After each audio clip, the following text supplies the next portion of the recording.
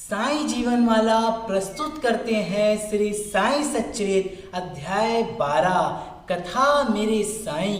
ओम साईं राम। तो चलिए शुरुआत करते हैं श्री साईं सच्चरित के अध्याय 12 को।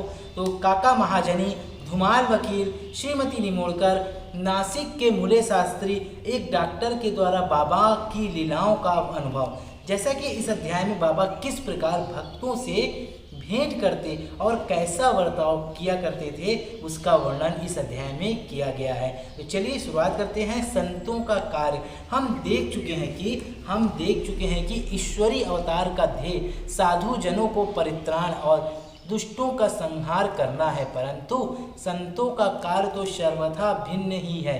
संतों के लिए साधु और दुष्ट प्रायः एक समान ही है।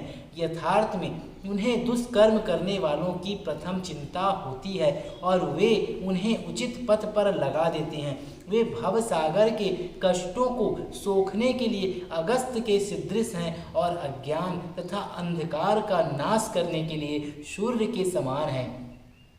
संतों के हृदय में भगवान वासुदेव निवास करते हैं, वे उनसे पृथक नहीं हैं।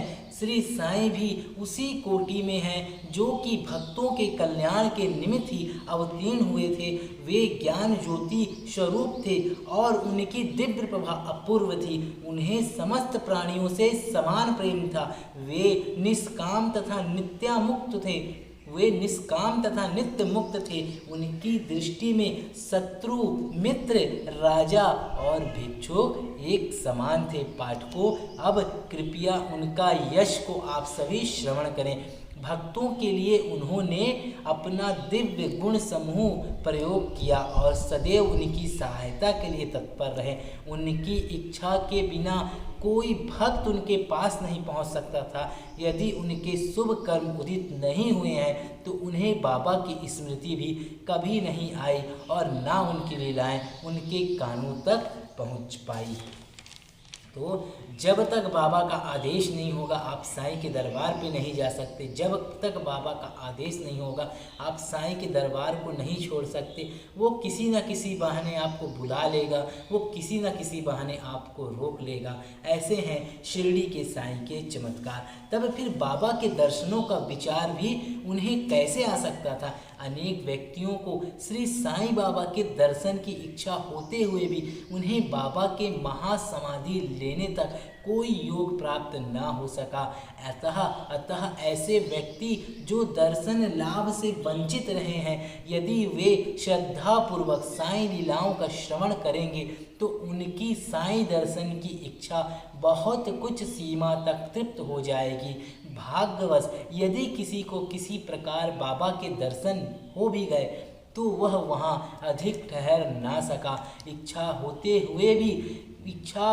हुए भी केवल बाबा की आज्ञा तक ही वहाँ रुकना संभव था और आज्ञा अगर मिल गई तो वह स्थान छोड़ देना भी आवश्यक हो जाता था। अतः यह सभी उनकी शुभ इच्छा पर अवलंबित था। काका महाजनी। एक समय काका महाजनी बम्बई से शिरडी पहुँचे। उनका विचार एक सप्ताह ठहरने और गोकुल अष्टमी उत्सव में सम्मिलित होने का था। दर्शन करने के बाद बाबा ने उनसे पूछा, तुम कब वापस जाओगे? उन्हें बाबा के इस प्रश्न पर आश्चर्य सा हुआ। उत्तर देना तो आवश्यक ही था, इसलिए उन्होंने कहा, जब बाबा आज्ञा दे। बाबा ने अगले दिन जाने को कहा। बाबा के शब्द कानून थे जिनका पालन करना नित्यांत आवश्यक था। काका महाजनी ने तुरंत ही प्रस्थान किया। जब वे बम्बई में अपने ऑफिस पहुँचे तो उन्होंने अपने सेठ को अति उत्सुकतापूर्वक प्रतीक्षा करते पाया। मुनीम की अचानक ही अस्वस्थ हो जाने के कारण काका की उपस्थिति अनिवार्य हो गई थी। सेठ ने शिरडी को जो पत्र काका के लिए भेजा था वह बम्बई के पते पर उनको वापस लौटा दिया गया। तो देखिए, बाबा को सब पता था कि भक्त का इंतजार उसका सेठ कर रहा है और उसके बिना काम सब रुका हुआ है। और उन्होंने बाबा के भक्त को काका महाजनी के सेठ ने काका महाजनी को शिरडी में पत्र भी लिखा था कि जल्द से जल्द आप वापस आ जाएं। उनके पहुंचने के पहले ही, मतलब पत्र के पहुंचने के पहले ही काका महाजनी वहां चले गए और उनका पत्र वापस उस पते पे चला गया। तो ऐसे थे साईं के चमत्कार, जो बाबा को दिल से मानते हैं, बाबा उसके सारे कष्टों को दूर कर देते हैं। कहते हैं ना, कौन छुएगा मेरे भक्त की परछाई, कौन छुएगा मेरे भक्त की परछाई, जिसको बचाने वाला बैठा है शिरडी का साईं, जिसको बचाने वाला बैठा है शिरडी का साईं। चलिए आगे की कथा को जारी रखते हैं। भाऊ साहेब धुमाल। अब एक विपरीत कथा सुनिए आप लोग। एक बार भाऊ साहेब धुमाल एक मुकदमे के संबंध में निफाड़ के न्यायालय को जा रहे थे। मार्ग में वे शिरडी उतरे। उन्होंने बाबा के दर्शन किए और तत्काल ही निफाड़ को प्रस्थान करने लगे, परंतु बाबा की स्वीकृति प्राप्त ना हुई। उन्होंने उन्हें शिरडी में 1 सप्ताह और रोक लिया। इसी बीच इनमें निफाड़ के न्यायाधीश उदय पीड़ा से ग्रसित हो गए। इस कारण उनका मुकदमा किसी अगले दिन के लिए बढ़ाया गया। 1 सप्ताह बाद भाऊ साहब को लौटने की अनुमति मिली। इस मामले की सुनवाई कई महीनों तक और 4 न्यायाधीशों के पास हुई। फलस्वरूप धुमाल ने मुकदमे में सफलता प्राप्त की और उनका मुवक्किल मामले में बरी हो गया। तो कैसे बाबा ने एक भक्त को शिरडी में रोका, जिसकी बाबा को यह पता था कि उनके जो न्यायाधीश हैं उनकी तबीयत खराब हो चुकी है, और वह भक्त के मुवक्किल मामले में बरी हो गए। तो ऐसा था साईं का चमत्कार। आगे की कथा। श्रीमती निमोड़कर। श्री नाना साहब निमोड़कर, जो निमोड़ के निवासी और अवैधानिक न्यायाधीश थे, शिरडी में अपनी पत्नी के साथ ठहरे हुए थे।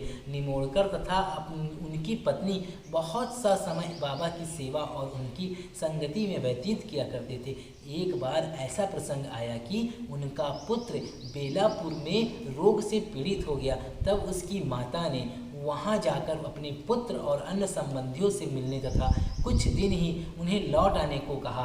वे असमंजस में पड़ गए कि अब क्या करना चाहिए, परंतु बाबा ने सहायता की। शिरडी से प्रस्थान करने के पूर्व वे बाबा के पास गए। बाबा साठेबाड़ा के समीप नाना साहब और अन्य लोगों के साथ खड़े हुए थे। उन्होंने चरण वंदना की और प्रस्थान करने की अनुमति मांगी। बाबा ने उनसे कहा, शीघ्र जाओ, घबराओ नहीं, शांत चित्त से बेलापुर में 4 दिन सुखपूर्वक रहकर सब संबंधियों से मिलो और तब शिरडी आ जाना। बाबा के शब्द कितने सामयिक थे। श्री निमोड़कर की आज्ञा बाबा द्वारा रद्द हो गई।